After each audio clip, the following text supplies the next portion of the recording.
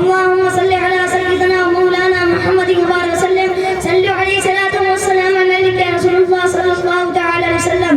یہ جہاں ایک خبر اور جہاں کچھ بھی نہیں, یہ جہاں ایک خبر اور جہاں کچھ بھی نہیں, وہ جہاں صرف خبر اور خبر کچھ بھی نہیں. دل گیا رونق حیات گئی, دل گیا رونق حیات گئی, غم گیا ساری کائنات گئی, غم گیا ساری کائنات گئی.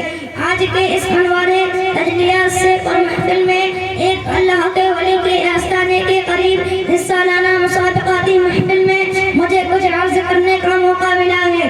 یہ میرے لیے بڑی سعادت کی بات ہے. میری دلی خواہش ہے کہ آج میں اس پربہار فضا میں ان دو عظیم محسنین کا ذکر کروں جن کا ذکر خود خدائے پاک نے کیا, جن کا ذکر رسول پاک صلی اللہ تعالی علیہ وسلم نے کیا, جن کی قربانیوں پر خالق کائنات کی عرش نازا ہے.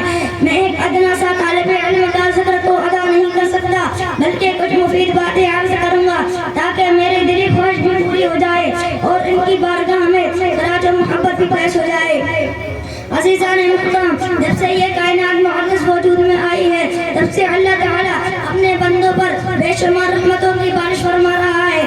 ان میں سے کچھ نعمتیں ایسی بھی ہیں جن کا ذکر خود خالق کائنات نے بیان فرمایا ہے اور جن کا احترام ہم پر لازم کر دیا. انہیں عظیم نعمتوں میں سے ایک والدین کہتے ہیں. والدین ہر انسان کے لیے اللہ تعالیٰ کی رحمت کا ذریعہ ہے, جن کے ہونے سے ریگستان بھی چمنستان لگتا ہے, اگر وہ ہو تو زندان بھی ایوان مسلم بن جایا کرتا ہے. والدین شان عالم کی بنیاد کاریگاری کا نمونہ ہے, ان کی کوئی نظیر نہیں. والدین وہ ذات ہے جن کا احسان تلے انسان کے کان جھکے ہوئے ہیں اور جھکے ہوئے رہنا چاہیے. ان کے احسان کا وہ تلے ہر انسان دبایا ہوا ہے اور ان کا احسان کا وہ ہر انسان پر ہے, چاہے وہ کتنا ہی بلند مرتبہ یا صاحب جہاں کیوں نہ ہو.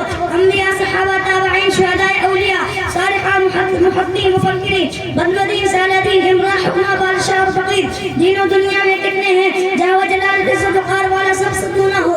ماں باپ کا احسان سب پر ہے, اس لیے تو خالق کائنات نے کلام مجید میں ارشاد فرمایا ہے وَلَا تُشْرِكُوا بِهِ شَيْئًا وَبِالْوَالِدَيْنِ إِحْسَانًا, اور اللہ کے شریک نہ ٹھہراؤ اور کسی چیز کو والدین کے ساتھ سلوک کرو.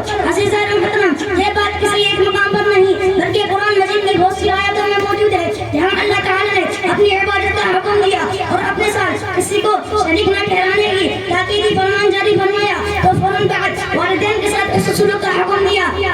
یہ ترتیب کوئی معمولی بات نہیں, اس کی حکمت یہ ہے کہ حقیقی خالق تو اللہ رب العزت ہے, وہی رزق دینے والا ہے, وہی بیماری ناتوانی میں شفا عطا فرمانے والا ہے, وہی ہماری تربیت کا بندوبست کرنے والا ہے. لیکن اللہ تعالیٰ نے ان سب نعمتوں کی ظاہری اسباب میں والدین کو ذریعہ بنایا. کیا ہم دیکھتے نہیں کہ دنیا میں اگر کوئی بے لوگ, بے غرض, بے طلب ہو کر اس کا قربان کرتا ہے تو صرف والدین کی ذات ہے. اس لیے تو شرک سے منع حکم دینے کے فوراً بعد والدین کے ساتھ سلوک کا حکم دیا. جب بچہ شکم مادر میں آتا ہے والدین کی زندگی تو بدل جاتا ہے, وہ اپنی خطیاں خواب راحت سب آنے والے وجود پر قربان کرنے لگتے ہیں, وجود پر قربان کرنے لگتے ہیں. ماں اپنی جان کی پرواہ کے بغیر خون کے جگر سے پالتی ہے. ذرا دیکھو تو صحیح, خالق کائنات نے ماں کی قربانی کا ذکر کتنے اچھوٹے انداز میں فرمایا ہے. وَوَصَّيْنَا الْإِنسَانَ بِوَالِدَيْهِ حَمَلَتْهُ أُمُّهُ وَهْنًا عَلَىٰ وَهْنٍ وَفِصَالُهُ فِي عَامَيْنِ أَنِ اشْكُرْ لِي وَلِوَالِدَيَّ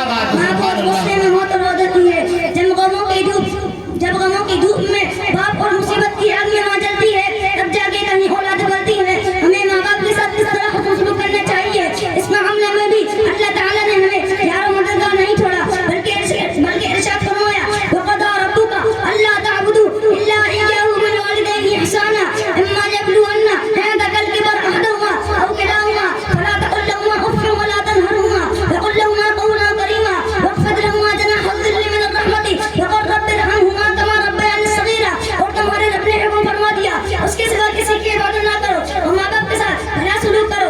अगर तेरे पास हिंदों में एक या दो बुढ़ापे को पहुंच जाए तो उनसे उफ तक ना कहो और ना उन्हें झड़को और उनसे ताज़ीम से बात कहो और उनके लिए आजिज़ी के बाजू झुका दो शफ़क़त से और अर्ज़ करो ऐ मेरे रब हिंदों पर रहम कर जैसे कि इन्होंने मुझे बचपन में पाला।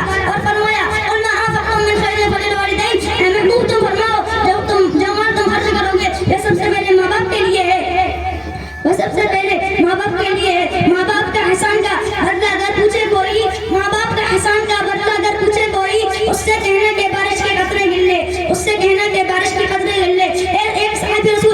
एक सहाबी रसूल की बारगाह में अर्ज़ करते हैं या रसूल अल्लाह मन अहब्ब बिहुस्नि सहाबती, मेरे हुस्न सलूक का सबसे ज्यादा हकदार कौन है? फरमाया अम्बिका। फिर पूछे फिर कौन है? फरमाया अम्बिका। फिर पूछे फिर कौन है? फरमाया अम्बिका। फिर पूछे फरमाया अबू के, यानी 3 मरतबा माँ को मुकद्दम किया और चौथे में जाकर बाप का जिक्र फरमाया। इससे ज़ाहिर होता है वालिदैन का क्या मकाम है। खासकर अम्मा का सरकार ने फरमाया इन्नल्लाह हर्रम अलैकुम हुकूकल उम्महात, बेशक अल्लाह ताला ने तुम पर माओं की नाफरमानी हराम कर दी और फरमाया बाप जन्नत का दरमियानी दरवाजा है और माँ के कदमों के नीचे गली जन्नत है। इसकी कहत फक़हाए इकराम फरमाते हैं अगर कोई नफिल नमाज न भी हो और माँ उसे आवाज़ दे तो उसी हालत में पुकार का जवाब दे। आइए अब हम अपने ग़रीबान में जाके और कुरानी आयत अपनी हदीस की रोशनी में अपना मुहासबा करें कैसे कि हमें वालिदैन के साथ किस तरह हुस्न सलूक करना चाहिए, कितनी फरमा बरदारी और कितनी ताज़ीम है। और हुक्म फरमाया ए ज़िया माँ बाप के एहसान की साए कदरी ना ए ज़िया माँ बाप के एहसान की ना कदरी ना। धूप काटेगी बहुत जब ये शजर कट जाएगा, धूप काटेगी बहुत जब ये शजर कट जाएगा। हमें अल्लाह ताला इनकी खिदमत गुजार वफात के बाद इनकी दुआ करने वाला बना और इनकी नाफरमानी से हमेशा महफूज फरमा।